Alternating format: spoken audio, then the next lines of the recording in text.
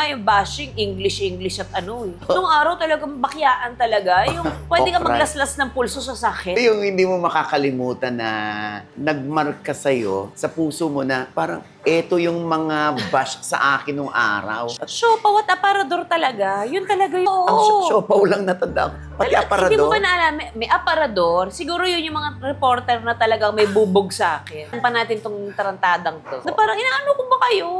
Iniiyak mo ba? Oo. Siguro kaya, growing up, may time na hindi naman ako malabas talaga kahit naman ngayon hindi ako malabas. Pero pag nasa bahay lang ako or maglalabas kami ng mga barkada ko, palagi akong hindi sa public na lugar. Nagkaroon ako ng insecurity.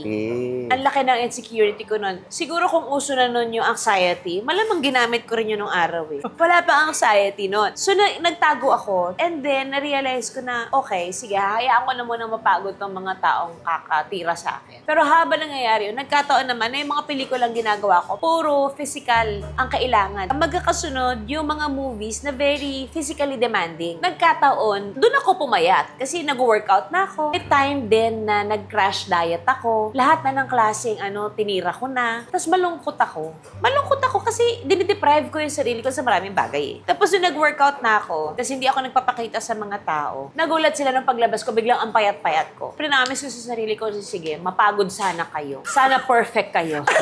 Sana 24 ang mga bewang nyo. At sana may kontura yung mga mukha nyo bago nyo sabihin siopaw ako.